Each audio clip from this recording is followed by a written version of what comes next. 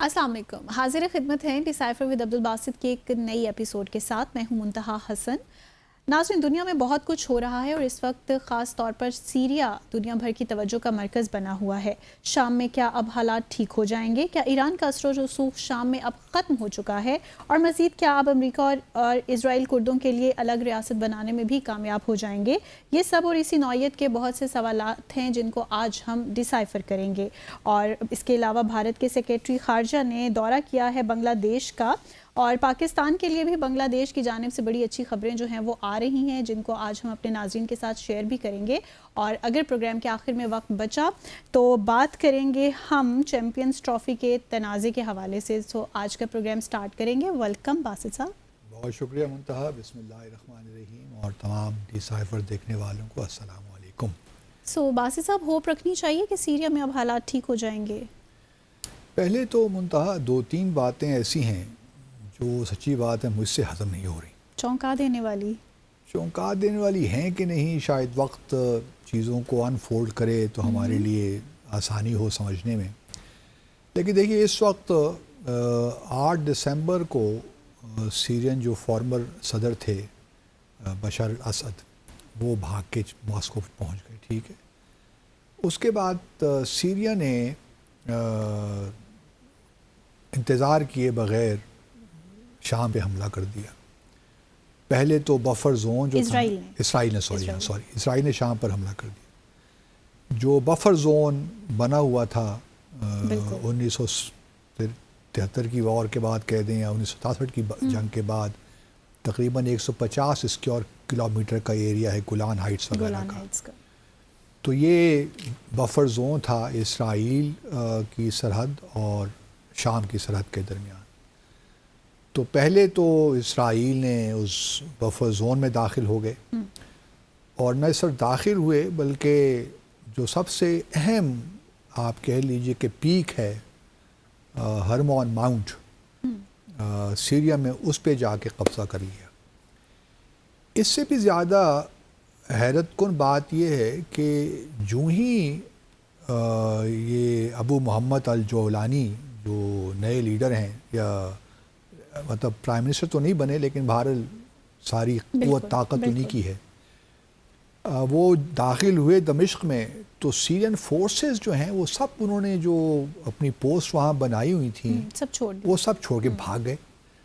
और सीरिया ने, इसराइल ने ये कहना शुरू कर दिया कि ये तो जी 1974 जो इसराइल और शाम के दरमियान एक दो तरफ़ा मुआहदा हुआ था, ये उसकी ख़िलाफ़ वर्जी है, क्योंकि जो हरमोन माउंट है, जो चोटी है, जो पहाड़ी है, उस पे इसराइली फ़ौजियों का होना बड़ा ज़रूरी था कि उसको गार्ड करते कि इसराइल के ख़िलाफ़ कोई एक्शन नहीं होता। अच्छा चलिए, तो बफर जोन पे उन्होंने कब्ज़ा कर लिया, बल्कि बफर जोन से बियॉन्ड जाकर हरमोन माउंट पे कब्ज़ा कर लिया। उसके बाद पिछले कितने दिन हो गए, या 5 दिनों से इसराइल मुसलसल बमबारी कर रहा है सीरिया पर, शाम पर, और बकौल इसराइल ही के कि उन्होंने 80% शाम की जो अस्करी क़ुव्वत है उसको तबाह कर दिया। बिल्कुल, चाहे वो उसकी नेवी हो, एयर फोर्स हो, और चाहे और मिलिट्री फैसिलिटीज़ हों, कुछ भी हो सबको 80%। बल्कि अब तो जिस तरह हमले हो रहे हैं, लगता है कि जब ये मामला तय होगा तो इसराइल ये बिल्कुल ही बेबस किस्म की रियासत बनेगा।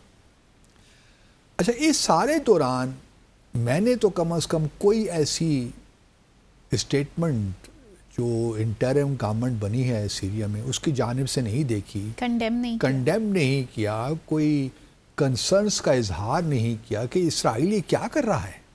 बिल्कुल खामोशी है हर तरफ से, और ख़ास तौर पे जो नई हुकूमत आई है अल जोलानी साहब की, या जो इंटरिम प्राइम मिनिस्टर है मोहम्मद अल बशीर, बशर से हम बशीर तक आ गए ना, पहले बशर असद थे, बशीर आ गए हैं।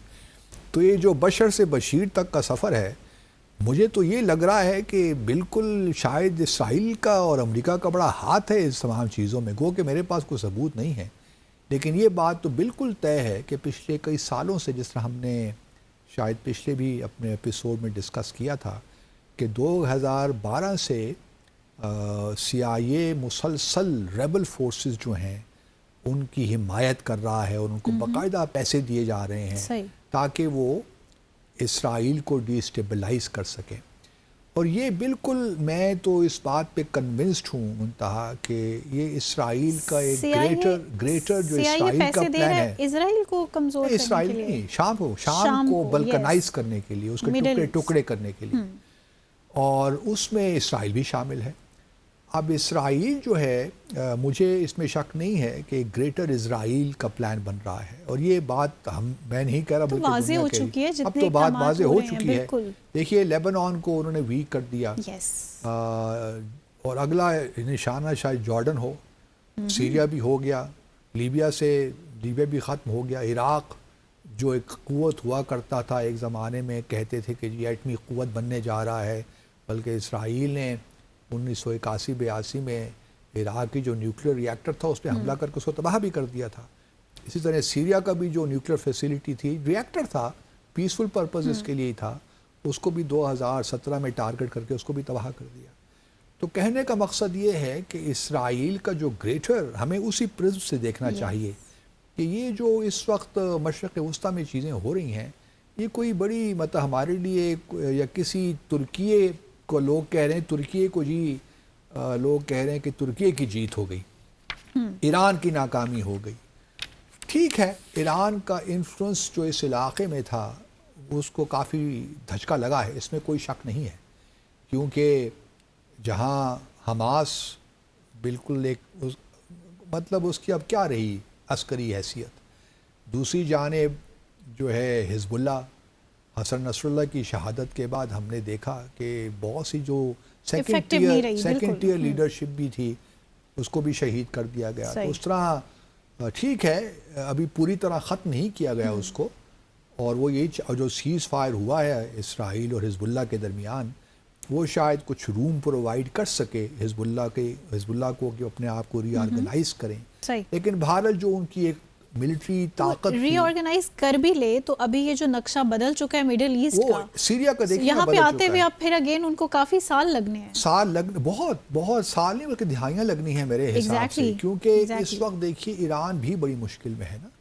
ایران کو اس وقت خدشات جو لاحق ہیں وہ یہ ہیں کہ پریزیڈنٹ ٹرمپ آئیں گے، کیونکہ حزب اللہ تو ان کی پہلی فرسٹ لائنر ڈیفنس تھی. اگر اسرائیل کچھ کرتا ایران کے خلاف تو فوری طور پہ حزب اللہ ری ایکٹ کر لیتا، ایک ڈیٹرنس تھا نا اسرائیل. اب چونکہ حزب اللہ وہاں موجود نہیں ہے تو ایران کی جو فرسٹ لائن آف ڈیفنس ہے ویسٹ ایشیا میں وہ ختم ہو گئی ہے. پھر ہم نے یہ بھی دیکھا پچھلے مہینوں میں کہ کس طرح ایران نے اور اسرائیل نے ایک دوسرے پہ حملے بھی کیے.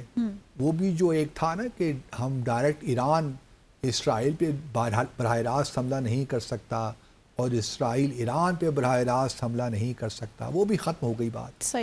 یہ الگ بات ہے کہ حسن اگر آپ دیکھیے تو ایران نے اسماعیل ہانیہ کی شہادت ہوئی تھی میرے خیال میں 4 جون کو شاید، لیکن اس کے بعد ایران نے کہا تو تھا کہ ہم حملہ کریں گے، لیکن حملہ اس وقت تک نہیں ہوا جب تک حسن نصر اللہ شہید نہیں ہوئے، کیونکہ ایران کے لیے بھی Hezbollah is far more important than Hamas. اسی لیے ایران نے حزب اللہ کو مجبور کیا میری نظر میں کہ آپ اسرائیل کے ساتھ ایک لحاظ سے عارضی ہی صحیح لیکن جنگ بندی کا معاہدہ کر لیں تاکہ کچھ اسپیس ایران کو بھی مل جائے، اسپیس ایران کو بھی اپنا ری آرگنائز کرنے کو مل جائے. کیونکہ نئی حکومت ہے، مسعود پزشکیان آئے ہیں، وہ بھی چاہتے ہیں کہ ذرا تھوڑا سا معاملات کو سمجھ لیں. گو کہ فارن پالیسی کے میدان میں تو اصل معاملات کہیں اور طے ہوتے ہیں ایران میں. تو اس وجہ سے ایران اور جو ہے ایران کو بھی اس وقت بڑا دھچکا لگا پھر سیریا میں، کیونکہ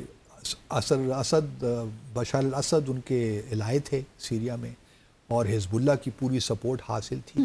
اس طرح رشیا کو بھی پوری سپورٹ حاصل تھی. unlike the past جیسے پاسٹ میں کرتے آئے ہیں، رشیا ہو گیا، ایران ہو گیا، اس دفعہ ان کی طرف سے بھی جیسے ہم نے امریکہ کی بات کی، خود جولانی کی بات کی، تو اسی طرح ہم نے رشیا اور ایران کی جانب سے بھی کوئی سخت قسم کا رد عمل نہیں دیکھا. وجہ ہے نا، اس کی وجہ دیکھیے ابھی صورتحال میں بہت فلوئڈ ہے، اور ایران کی ایک میں سمجھتا ہوں کہ رشیا اور ایران کی بڑی سین پالیسی ہے اس وقت کہ ابھی ہم کیونکہ ایک لحاظ سے ان کو دھچکا تو لگا ہے اور انہوں نے ریکور بھی کرنا ہے کہیں نہ کہیں اسٹیج پہ آ کے. لیکن یہ وقت نہیں ہے. اسرائیل نے دیکھیے یو این سیکیورٹی کونسل کی جو ریزولوشن C2254 جو کہ دسمبر 2015 میں ہوئی, یہ سیریا کے بارے میں تھی, اس کو وائلیٹ کیا. پھر اپنا 1974 میں نے پہلے شاید ذکر کیا, اس کو بھی وائلیٹ کیا سیریا کے ساتھ جو ہوا تھا.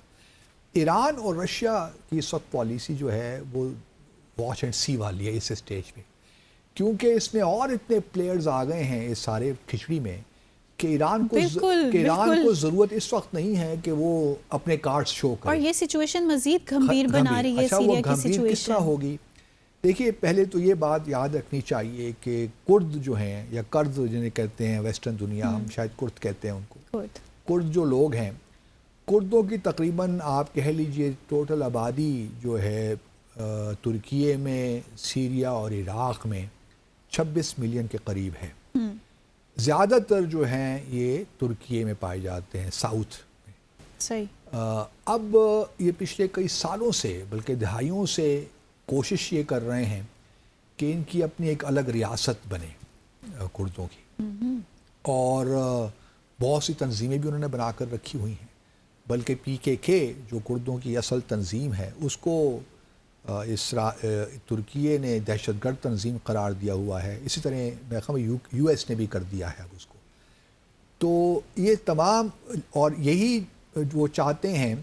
اچھا, اس وقت جو سیریا میں ہے, سیریا نے ترکیے نے کردوں کی جو یہ ساری ایک ان کی جدوجہد تھی, جب سول وار شروع ہوئی شام میں 2012 میں, تو اس وقت بہت سے مہاجر بھی گئے ترکیے ان کو روکنے کے لیے بھی, اور پھر کردوں کو بھی ایک لحاظ سے ان کی کیپیسٹی کو کم کرنے کے لیے ترکیے نے یہ کیا کہ اس نے ایک تو سیریا کے اندر آ کر بفر زون بنا لیا اسرائیل کی طرح.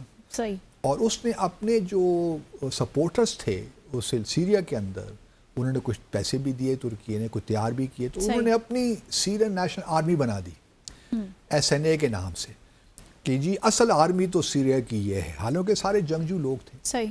اسی طرح امریکہ جو کہ موجود تھا ادھر نارتھ ایسٹ میں, یہ جو ترکی اور سیریا کے درمیان جو علاقہ ہے, صحیح. انہوں نے اپنی بنا دی جی ایک فورس, سیکیورٹی ڈیموکریٹک فورسز, سیرین ڈیموکریٹک فورسز. اب یہ آپس میں لڑ رہے ہیں, SNA ترکیے کی اور SDF جس کو سپورٹ کر رہا ہے امریکہ بادشاہ. اب اور یہ دونوں نیٹو کے ممبر بھی ہیں. تو اب دیکھنا یہ ہے کہ ٹرمپ جب آتے ہیں تو کیا وہ 900 جو امریکی رہتے ہیں موجود ہیں جو اس وقت شام میں, کیا ان کو وڈرا کرتے ہیں یا وہاں رہنے دیتے ہیں. یہ ایک انٹرسٹنگ چیز ہے جس پہ ہم آگے آ کر بات کرتے ہیں. چلیں یہاں بریک لیتے ہیں. اور ویسے ٹرمپ صاحب نے تو اعلان کیا کہ ہم شام کی سچویشن سے دور ہی رہیں گے, سو اس کے پیچھے کیا محرکات ہیں اس کو بھی ڈسکس کریں گے. Stay with us. So welcome back after the break سے پہلے ہم ڈسکس کر رہے تھے کچھ امریکی کردار. جی اچھا, امریکہ جس علاقے میں شام میں امریکہ موجود ہے نا, یہ سارا آئل اور گیس رچ ایریا ہے. صحیح. اور یہیں پہ 900 کے قریب امریکی ٹروپس وہاں موجود ہیں. اب ٹرمپ نے کہا تو ہے صدر بائیڈن کی ایڈمنسٹریشن کو کہ ہمیں سیریا کے معاملے میں انوالو نہیں ہونا چاہیے, لیکن یہ ہو نہیں سکتا کہ وہ انوالو نہ ہوں. آفٹر آل ایک گلوبل پاور تو ہے, ممکن ہے کہ وہ ٹروپس میں کوئی ڈرا ڈاؤن کر دیں, کچھ وڈرال ہو جائے, کچھ ٹروپس وہاں رہیں, کچھ واپس آ جائیں. لیکن سیریا کو, اسرائیل کو البتہ امریکہ کی بھرپور سپورٹ حاصل رہے گی, تاکہ اگلے آنے والے سالوں میں ایک تو سیریا شاید ڈیوائیڈ ہی ہو جائے, یو نیور نو. کیونکہ اس طرح میں نے پہلے کہا, ایک طرف SNA ہے, دوسری طرف SDF ہے, پھر جو ہے یہ الجولانی صاحب کی جو ہے حیات HTS, حیات تحریر الشام, تو یہ تمام مغلوبہ بن گیا ہے. اور اس کے بعد پھر ایران کو بھی آپ دیکھیے, ایران میں نے پہلے کہا بھی تو ایران واش اینڈ کر رہا نا, ویٹ اینڈ واچ والی ہے, ویٹ اینڈ سی کہ کیا صورتحال کس طرح بنتی ہے. لیکن یہ بات بھی یاد رہے کہ سیریا میں ٹھیک ہے سنی پاپولیشن اکثریت میں ہے, سب کچھ ہے, لیکن ابھی بھی الاوائٹس اور شیعائٹ تو موجود ہیں نا, جو کہ اسد کے سپورٹر تھے, بشار الاسد کے. تو کوئی بعید نہیں ہے کہ آنے والے سالوں میں اگر ایران تھوڑا سا اپنے آپ کو پوزیشن صحیح کر لیتا ہے, جو اس وقت اس کو خطرہ ہے اسرائیل سے یا ٹرمپ سے, اس کو ہینڈل کر لیتا ہے اگلے 4 سالوں میں خاص طور پر, کیونکہ اگلے 4 سال بہت کروشل اور کرٹیکل ہیں. خاص طور پہ مڈل ایسٹ کے لیے، کیونکہ ہم یہ دیکھیں گے کہ اگر ان کو لگام نہ لگائی گئی اور صدر ٹرمپ نے اگر بہت اپنا اثر و رسوخ استعمال کی، اپنی طاقت استعمال کی، آرمز ٹوئسٹنگ کی، خاص طور پہ خلیجی عرب ممالک کی، تو پھر حالات بہت ہم دیکھیں گے بگڑ جائیں گے، کیونکہ ایک طرف حماس کا معاملہ بھی چل رہا ہے، غزہ پٹی میں اگر آپ دیکھیے تو سیز فائر جنگ بندی کا معاہدہ نہیں ہو پا رہا. اب یہ سیکرٹری اینٹونی بلنکن اور جو ان کے نیشنل سیکورٹی ایڈوائزر ہیں جیک سلیون، وہ اس وقت اگین مڈل ایسٹ کے دورے میں ہیں، بلکہ آج وہ ترکیے پہنچے ہیں. صحیح. اور ان کی ملاقات ہوگی اپنے دورے تو پہلے بھی بہت سارے کیے ہیں، but the main thing is Basit sahab کہ کس قدر تیاری کے ساتھ اسرائیل کی جانب سے اٹیک کیے جا رہے ہیں. سوری، بالکل آپ ٹھیک کہہ رہے ہیں، یہ 12واں دورہ ہے بلنکن 7 اکتوبر کے بعد سے اب تک، اور ابھی تک جب بھی یہ گئے ہیں صورتحال مزید خراب ہوئی ہے، جا کے بہتر ہوئی. یہ وزٹ پہ تھے بھی تو بھی اٹیک اور ہر چیز جاری تھا، حالات اور بگڑے. بالکل علامتی طور پہ بھی کوئی جنگ بندی یا کوئی ایسی چیز ہم نے نہیں دیکھی. حماس کا معاملہ اب یہ ہے کہ حماس تو یہی چاہتا ہے کہ یہ مستقل جنگ بندی کی جائے اور غزہ سے جو اسرائیلی فورس ہیں تمام وہ خالی کر دیں. مطلب یہ ہے کہ جو 7 اکتوبر کو صورتحال تھی، 7 اکتوبر وہ صورتحال واپس آ جائے. صحیح. اسرائیل کا تقاضا یہ ہے، اس کا کہنا یہ ہے کہ وہ پہلے تو جی یہ مستقل جو جنگ بندی ہے اس پہ ہم راضی نہیں ہیں، اور اس وقت ہم تیار نہیں ہیں کہ ہم جو شمالی غزہ ہے اس سے ہم اپنی فوجیں واپس لائیں. تو اسرائیل یہاں بات اٹکی ہوئی ہے، اور میرا نہیں خیال کہ بن نتنیاہو یعنی کہ بائیڈن کے ہوتے ہوئے ایگریمنٹ کریں گے. اور ٹرمپ کے ہوتے ہوئے؟ ٹرمپ کے ہوتے ہوئے ممکن ہے، کیونکہ وہ ٹرمپ ایسا کہیں گے؟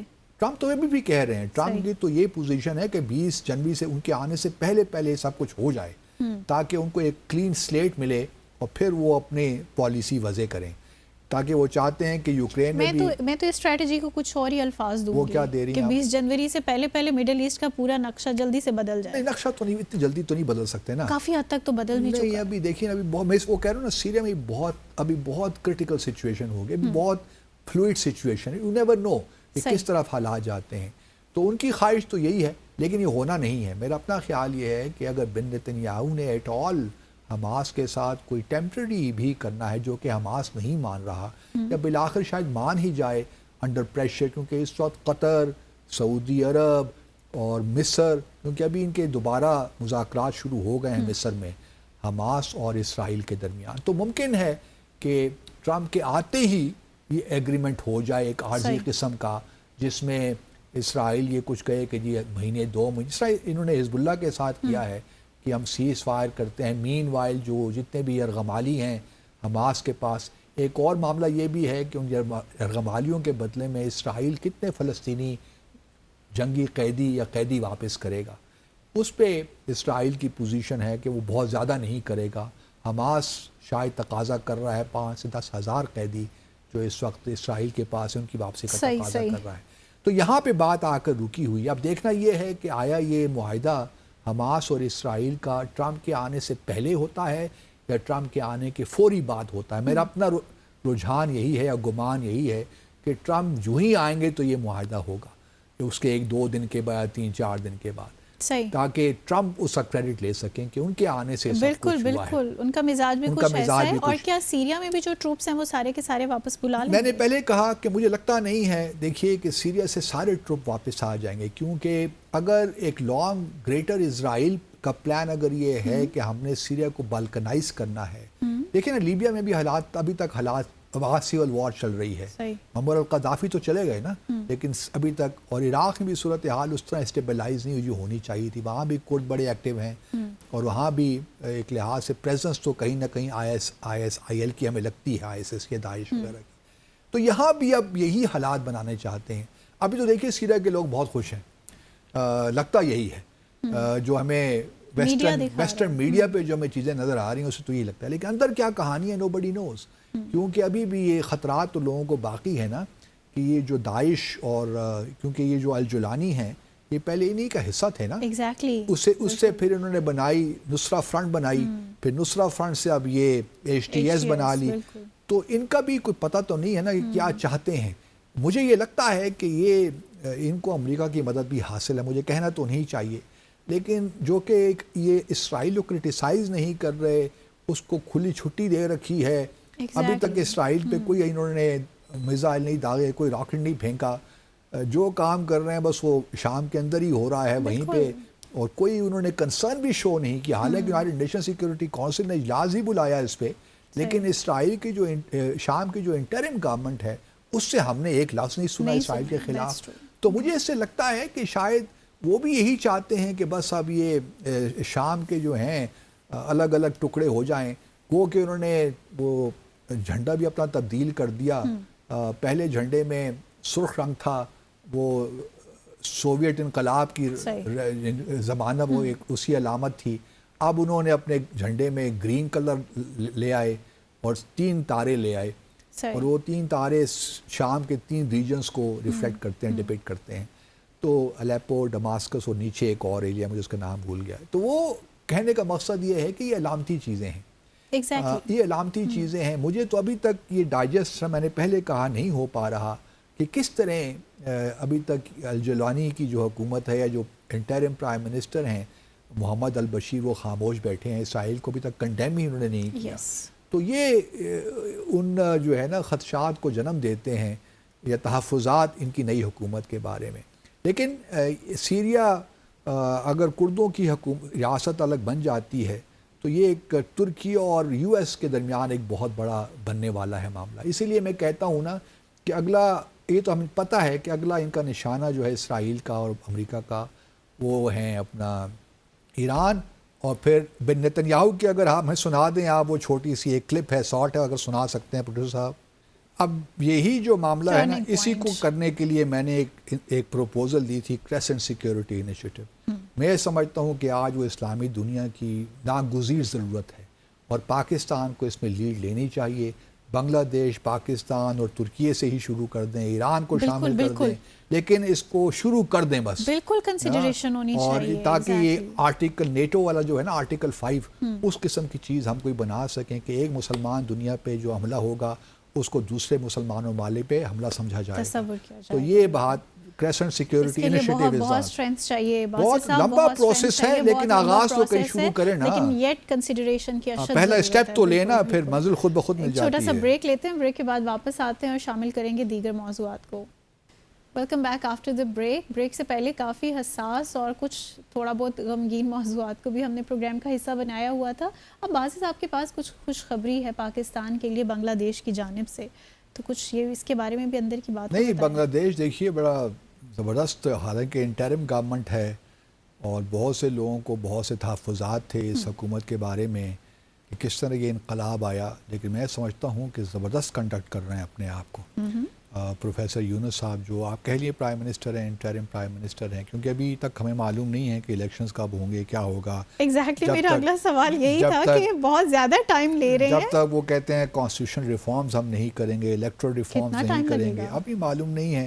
پر وہ بہتر جانتے ہیں ان کا انٹرنل معاملہ، ہم اس کے بارے میں کچھ نہیں کہہ سکتے. لیکن جو کچھ بھی ٹیک اپ کیا ہوا ہے بہت اچھے سے ڈیلیور کر رہے ہیں، بہت اچھے طریقے سے کر رہے ہیں. ابھی دیکھیے نا، بنگلہ دیش کے اپنے بھارت کے فارن سیکرٹری آئے ہوئے تھے 9 دسمبر کو ڈھاکہ، تو وہاں بڑی اچھی ان کی ٹاکس ہوئیں، جہاں اپنے بھارت کے فارن سیکرٹری وکرم مسری نے کہا کہ جی ہمیں وہی پرانا راگ جو الاپتے ہیں کہ جی Hindu minorities and so on and so forth, اس کے بارے میں انہوں نے کنسرنز ریز کیے. تو وہاں انہوں نے بھی صحیح کام کیا. انہوں نے کہا کہ جی یہ ہمارا انٹرنل میٹر ہے، جب ہم دوسرے ممالک کے انٹرنل میٹر میں بات نہیں کرتے تو ہم دوسروں کو بھی اجازت نہیں دیتے. وہ ان کا اشارہ بھارت کی جو مسلم مائنارٹی ہے اس کے بارے میں تھا. دوسری جانب انہوں نے یہ مجھے سمجھ آئی بنگلہ دیش کو تھوڑی سی اپنی پوزیشن کو تھوڑا فائن ٹیون کرنا چاہیے. جہاں وہ کہتے ہیں نا کہ ان کا انٹرنل معاملہ ہے تو پھر اس کو انٹرنلی رہنے دیجئے نا. پھر وہ کیوں انوائٹ کرتے ہیں بھارت کے میڈیا کے لوگوں کو یا بھارت سے ٹیم کو کہ آ کر آپ خود دیکھ لیں صورتحال کیا ہے. میرے خیال میں یہ کہنے کی ان کو ضرورت نہیں ہے کہ جی بھارت سے بھی لوگ آ کے چیک کر لیں، کچھ ایسی بات نہیں ہے. جب آپ نے کہہ دیا کہ انٹرنل میٹر ہے، میں بنگلہ دیش کو چاہ رہا ہوں کہ اپنی پوزیشن کو ذرا ری وزٹ کریں. جب آپ نے یہ کہہ دیا کہ آپ کا انٹرنل میٹر ہے تو پھر آپ کو یہ کہنے کی ضرورت نہیں ہے کہ جی بھارت اگر کچھ کنسرنز ہیں تو بھارت اپنی میڈیا ٹیم بھجوا دے، یہ بھجوا دے اور آ کر خود دیکھ لیں. جب آپ کا انٹرنل میٹر تو پھر اس سے ڈٹے رہیں کہ انٹرنل میٹر ہے. اور ٹھیک ہے بھارت کا بھی جس طرح وہ کہتے ہیں کہ ان کا انٹرنل میٹر ہے، اور تو وہ بھی کبھی بنگلہ دیش سے نہیں کہیں گے یا پاکستان سے نہیں کہیں گے کہ اگر آپ کو مسلمانوں کی اتنی فکر لاحق ہے تو آپ بھی اپنی ٹیم یہاں بھجوا دیجئے. تو میرا نہیں خیال کہ بھارت کو بنگلہ دیش کو یہ پوزیشن لینی چاہیے. اچھا، اس کے علاوہ یہ جو وکرم مسری صاحب واپس گئے تو وہاں پہ پارلیمنٹری اسٹینڈنگ کمیٹی ہے on external relation, foreign relations, جس کے چیئرمین ششی تھرور صاحب ہیں. تو اس کی بھی ان کی بھی وہاں بھی انہوں نے کی کھچائی کی وکرم مسری صاحب کی کہ کیا یہ معاملات چل رہے ہیں، مطلب بنگلہ دیش اور آپ کیوں اتنا اچھل کر بول رہے ہیں اور خواہ تعلقات کو مزید خراب کر رہے ہیں. کیونکہ بنگلہ دیش کی حکومت نے بھارت کے سیکرٹری خارجہ کو بڑے واضح طور پہ کہا ہے کہ چلیے یہ تو مائنورٹیز کا تو ہمارا انٹرنل معاملہ ہے، لیکن آپ سے ہمیں جو پرابلم ہے کہ آپ نے جو تیسرا ریور واٹر شیئرنگ ایگریمنٹ ہے وہ بھی تک آپ لوگ نہیں کر رہے. اس سے آپ لوگ you are beating about the bush. آپ باتیں تو بہت کرتے ہیں لیکن ایگریمنٹ کو فائنلائز نہیں کر رہے. دوسرا جو ان کا ایک Ganga river water sharing agreement تھا جو کہ 1996 میں طے ہوا تھا، اس کو رینیو کرنا ہے، وہ بھی نہیں کر رہا بھارت. تو یہ آپ کیا مطلب آ کر ہمیں لیکچر دے جاتے ہیں مائنورٹیز پہ. ہم تو چاہتے ہیں کہ آپ کے ساتھ بائی لیٹرل تعلقات آگے بڑھیں، لیکن آپ لوگ اس کا صحیح جواب جو ہمارے لیے ایشوز آف کنسرن ہیں، جو ہمارے لیے ایشوز اتنی اہمیت کے حامل ہیں، اس پہ تو آپ کوئی جواب نہیں دیتے. نیگلیکٹ ہو رہے ہیں وہ. بالکل. مین وائل خوشخبری یہ ہے منتہا کہ بھارت کو بنگلہ دیش کو اندازہ ہے کہ اس نے جو شیخ حسینہ نے اپنی ڈپینڈنس کی ہوئی تھی نا بھارت، اس کو کم کرنا ہے. اس کا ہرگز یہ مطلب نہیں ہے کہ تعلقات بالکل ہی خراب ہو جائیں گے، لیکن یہ ہر ملک کا سوورن رائٹ ہے کہ وہ اپنے کس طرح اپنے ٹریڈ کرتا ہے، کس طرح اپنے پولیٹیکل تعلقات رکھتا ہے. تو بنگلہ دیش نے اب یہ کیونکہ بھارت میں مثال کے طور پر شوگر، چینی کی، آلو کی، پیاز کی قیمتیں بہت زیادہ بڑھ گئی ہیں. تو بنگلہ دیش اور پاکستانیوں کے لیے خوشخبری یہ ہے کہ بنگلہ دیش اب یہ فیصلہ کر رہا ہے کہ جو چینی ہے وہ پاکستان سے امپورٹ کرے. تو یہ بہت بڑا قدم ہوگا کیونکہ ہم تقریباً 6 لاکھ ٹن چینی ہر سال ایکسپورٹ کرتے ہیں. صحیح. تو اگر ہم 50 سے 70 ہزار، اور ہماری شوگر ہم بہت سے ممالک کو کرتے ہیں، سینٹرل ایشیا جاتی ہے، عرب ممالک میں جاتی ہے، بلکہ سری لنکا بھی اور بھی ساؤتھ ایسٹ ایشین کنٹری میں جاتی ہے. تو اگر بنگلہ دیش کو ہم یہ زرعی جو اجناس ہیں خاص طور پہ آلو وغیرہ یہ بھی اگر ہم سپلائی کر سکتے ہیں، ایکسپورٹ کر سکتے ہیں، تو وائی ناٹ. کیونکہ بنگلہ دیش دیکھیے ہر سال تقریباً $500 ملین کی چینی امپورٹ کرتا ہے، اور اس کے علاوہ اور جو میں نے کہا کہ دوسری اجناس ہیں. تو اگر یہ ہم پاکستان اس کو ریپلیس کرتا ہے تو وائی ناٹ.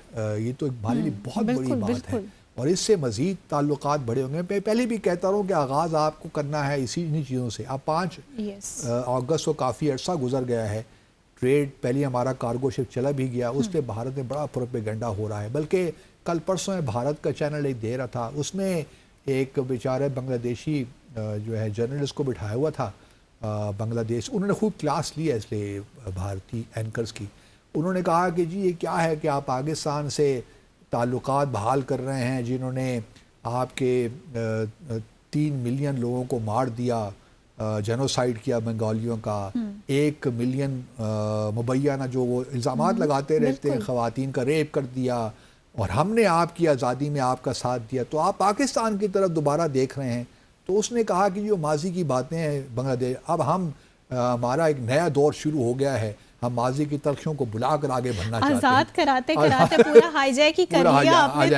تو مطلب وہ اب یہی ہے معاملہ کہ وہ اس سے نکلنا چاہتے ہیں.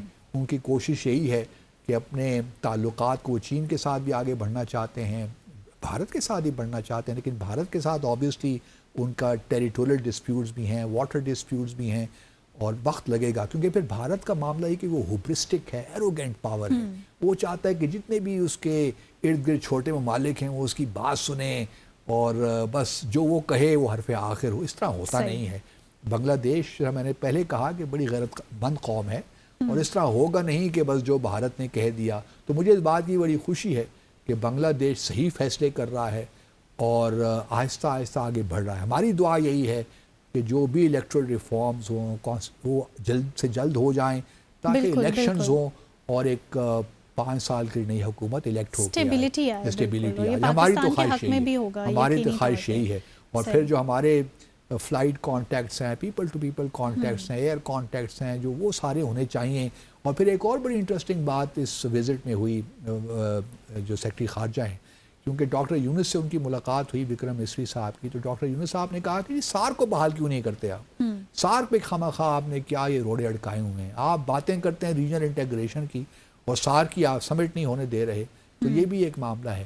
اور دوسری طرف ایک سب ریجنل کوئی انیشیٹوز ہیں جس میں بمسٹیک ہے, BBIN ہے, اس پہ آبویسلی بنگلہ دیش یا پھر ایک سیکیورٹی کنکلیو ہے, تو اس میں بنگلہ دیش بھی ممبر ہے. اب بنگلہ دیش اور اگر بھارت کے تعلقات میں کشیدگی ہے تو پھر یہ انیشیٹوز بھی کس طرح ہوں گے, آئی ڈو ناٹ نو, آگے چل سکتے ہیں بھی. تو پہلا تو بنگلہ دیش کا لائک ڈیٹ کہ بنگلہ دیش نے انسسٹ کیا کہ جی آپ سارک کو ریوائیو کریں. دیکھتے ہیں بھارت کیا کرتا ہے. صحیح, وہ تو دیکھ لیں گے, لیکن مجھے چیمپئنز ٹرافی کے معاملے میں بھی بتائیں, کیونکہ کچھ تھوڑا وقت باقی ہے ہمارے پاس, اس معاملے میں بتائیں کہ بھارت کیا کرنے جا رہا ہے. دیکھیے بھارت نے تو, میں پہلے بھی آپ سے کہتا رہا ہوں کہ اصل معاملہ تو پاکستان کا ہے. بھارت نے تو اپنی پوزیشن بڑی واضح کر دی ہے. صحیح. پاکستان نے تو مختلف, پاکستان ابھی تک وہ ایک ایمبیولنسی نظر آتی ہے, انڈیسائسو. اب دیکھتے ہیں, جو ابھی تک تو بھارت یہی کہہ رہا ہے کہ جی ہم جو ہے چیمپئنز ٹرافی یہ تو ہائیبریڈ ماڈل پہ ہوگی, لیکن ہم یہ نہیں کہہ سکتے کہ 3 سال جس طرح بھارت کے اخباروں میں پہلے آیا تھا. میں نے پہلے بھی شک کا اظہار کیا تھا کہ شاید یہ بھارت نے مانا نہیں ہوگا, لیکن بھارت خبریں ہیں اس پہ ہم نے تبصرہ ضرور کیا تھا. صحیح. لیکن بھارت سے یہ کہنا کہ جی بھارت, وہ بھی جو بھارت میں ٹورنامنٹس ہو رہے ہیں وہ بھی ہائیبریڈ ماڈل پہ ہوں گے اور پاکستان انڈیا کے میچز کہیں اور ہوں گے, تو یہ ممکن نہیں ہے. خاص طور پہ اگر پاکستان اور بھارت کی ٹیمیں فائنل میں پہنچ جائیں تو پھر تو بڑا مسئلہ ہو جائے گا نا, پھر بھارت چاہے گا کہ وہیں ہو. تو وہ میرا اپنا خیال یہ ہے کہ جو پاکستان نے پوزیشن لے رکھی ہے نا, ٹھیک ہے پبلک کے لیے تو ہے, لیکن بڑا واضح فیصلہ کرنا پڑے گا کہ بھئی آپ پہلے تو یہ ایک میزبانی کہ آپ دستبردار ہو جائیں, یہ فیصلہ ہو سکتا ہے خود ہی سے, آپ خود ہی سے ہو جائیں کہ جی آپ کروا لیں جہاں کروانا, ہم کھیل لیں گے, آپ چلی جائیے. دوسرا اس وقت دوسرا یہ ہے کہ آپ کہیں کہ جی ہم کروا لیں کہیں اور, ہم وہاں پہ آ کے کھیل لیں گے, آپ لچک دکھا دیں گے, ہم کھیل لیں گے لیکن کہیں اور کروا لیجیے. لیکن یہ ہے کہ ہم بھی جو ہے اگلا چیمپئن شپ جو بھی انڈیا میں ہوگی ہم وہاں نہیں جائیں گے. یہ 7 کنڈیشن رکھے نا, پھر مزہ آئے گا. ہماری بھی تو اسٹریٹجی چینج ہوتی رہتی ہے. مسئلہ یہ ہے کہ PCB بس پیسہ چاہیے, پیسہ کا سارا معاملہ ہے. کیونکہ براڈ کاسٹرز جو ہیں وہ کہہ رہے ہیں کہ جی ہمارا بڑا $2 بلین کا نقصان ہو جائے گا, پاکستان بھارت کا میچ نہیں ہوگا تو بڑے پرابلمز ہو جائیں گے. تو ہماری بھی اسٹرینتھس ہیں, آپ یہ پوزیشن ایک دفعہ لے کر تو دیکھیے. میں ابھی تک شاید لی بھی ہوئی ہے, آئی ڈو ناٹ نو, لیکن لگتا یہ ہے کہ ابھی تک we are sticking to our guns. If that is the case I am very happy. لیکن یہ نہ ہو کہ کیونکہ ہمارے آخر میں آ کر ہم لڑکھڑا جاتے ہیں اور پھر سب کچھ ہی دے دیتے ہیں, وہ پلیٹر میں رکھ کر دے دیتے ہیں. ایسا نہیں ہونا چاہیے, کیونکہ ابھی آپ نے عوام کی ایک امید بندھائی ہے کہ بھئی پاکستان اپنی پوزیشن پہ کھڑا ہے, تو خدارہ عوام کی امیدوں کو مایوس مت کیجیے گا, ہمیں اتنا ذلیل و خوار مت کیجیے گا بھارت کے سامنے کہ ہم لگے کہ ہم نے اپنے گھٹنے ٹیک دیے ہیں. ایسا نہ ہو. اب آپ نے پوزیشن لی ہے, یہ فیصلہ کریں کہ جی ہم نے ہائیبریڈ ماڈل مانا ہے, آپ ہمیں رائٹنگ دیں کہ 227 جتنے بھی ٹورنامنٹس ہوں گے وہ بھی ہائیبریڈ ماڈل میں ہوں گے. یہ تو بہت آسان فیصلہ نہیں ہے. دوسرا فیصلہ یہ ہے کہ جی آپ لے جائیے, جہاں بھی آپ نے کروانا ہے آپ کروا لیجئے, پاکستان اس میں نہیں کھیلے گا, اور اگر کھیلے گا تو اس شرط میں کھیلے گا کہ اگلے جو ٹورنامنٹس ہوں گے اس میں بھی ہم جو ہے ہائیبریڈ ماڈل ہی کریں گے, یا اگر ہم ادھر بھارت نہیں جائیں گے. یہ پوزیشن آپ لے لیں. صحیح. اور اگر یہ پوزیشن آپ نے لے لی تو بات آپ کی انشاءاللہ ٹھیک ہو جائے گی. آپ دیکھیں گے کہ کیسا یہ معاملہ ٹھیک ہوتے ہیں. اور ابھی تک اگر معاملہ رکا ہوا ہے تو اس کا مطلب یہ ہے کہ ان کو بھی احساس ہے, آئی سی سی کو بھی احساس ہے کہ پاکستان کے بغیر بھی ٹورنامنٹ کیا ٹورنامنٹ ہوگا, چاہے وہ بھارت میں ہو یا کہیں اور ہو.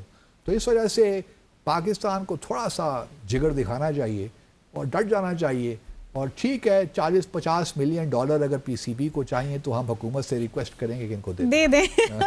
ٹھیک ہے, ونڈرفل سجیشن. سو اسی کے ساتھ آج کے ڈیسائفر کا یہاں اختتام ہوا چاہتا ہے. خوش رہیے, خوشیاں بانٹتے رہیے. منتہا حسن کو اجازت دیجیے. خدا حافظ.